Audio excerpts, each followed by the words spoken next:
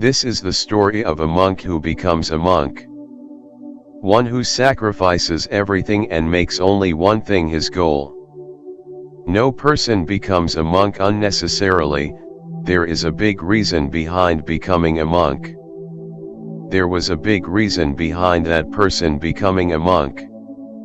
Before becoming a sannyasi, as monk, that person's mind had made that person do many wrong things, many sins.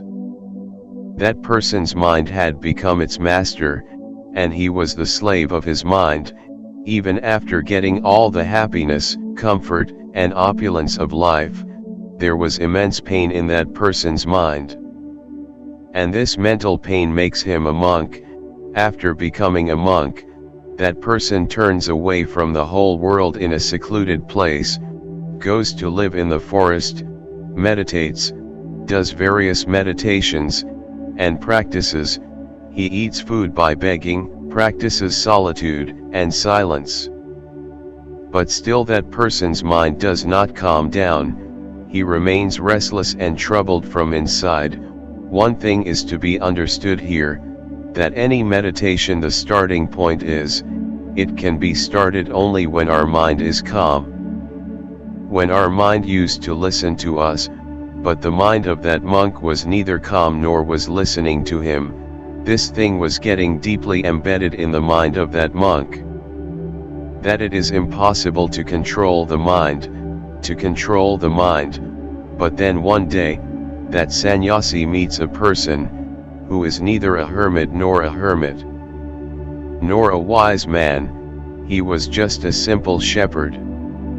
The herdsman who was grazing his animals in the forest came to the hermit and asked him, "Can I help you? You seem very upset. I have been watching you for the last several days. You are very restless. Live, if you want I can help you." After listening to the cowherd, the ascetic says, "Can you help me? You are a worldly person, who indulges in his illusion." He tells the monk, "I can help you, I know how to control the mind." Hearing this from the mouth of the hermit laughs out loud and says, What did you say? I gave up everything, came and lived in the forest, still I am a slave of my mind, and you are saying, that you can control it," says the shepherd, "to control the mind. It is not necessary to give up everything.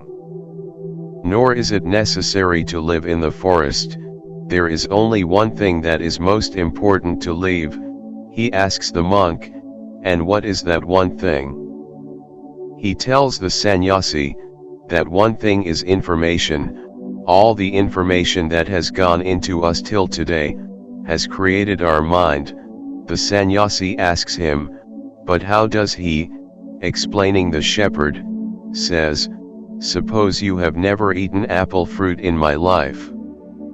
So don't know anything about the taste of apple, so can your mind ever want to eat apple?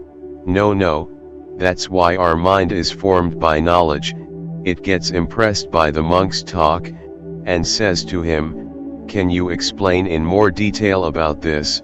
He says to the monk, "If you want to control your mind, now listen to my words carefully. Listen, you can tame your mind only when you can see the root of your mind.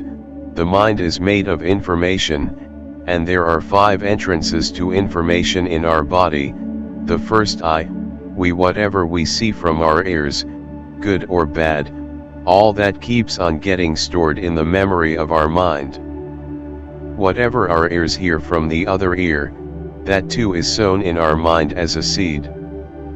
Third tongue, whatever we taste once gets imprinted in the memory of our mind. Fourth is nose, whatever we smell once, smell or bad, all gets registered in our mind. And the fifth is the skin, whatever we touch once, its memory gets imprinted somewhere in our mind, through these 5 physical doors.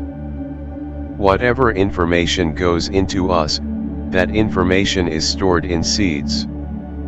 It accumulates in form, and gradually becomes a tree. Our mind is like the soil in which the seeds are sown, and our intelligence is like the farmer who sows the seeds. If our intelligence sows the seeds of wrong information, mistaking them for correct information, then when that seed becomes a tree in the future, so it will give bad results. Your mind is not in your control because you have already sown many wrong seeds in your mind, and now those seeds have become big trees. The ascetic asks the cowherd, "So what should I do, because till now I have sown many wrong seeds in you, and I cannot take back those that have been sown?"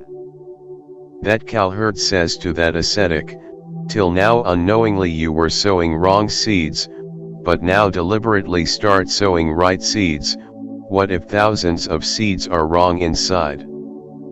From now on millions are ready to sow right seeds. All you have to do is pay attention to what information is going into you through these 5 doors throughout the day. And the information that is going, whether it is correct or not," the ascetic asks, "how long will it have to be done?" The herdsman says, "For the whole life. As you give good food to your stomach every day, in the same way every day you have to give good food to your brain. Not only this, right information and right thoughts, every day every moment in life you will get only 2 choices, out of which one choice will be right for you, and the other wrong, but you will get right choice every time.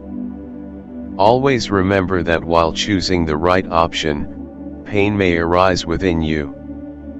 But that pain will last only for some time. That's why no matter how much pain you have inside, you have to choose the right every time.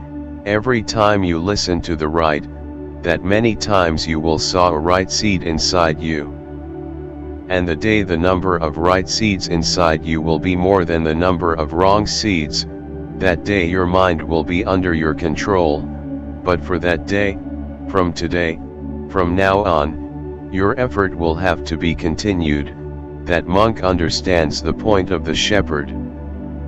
But do you understand?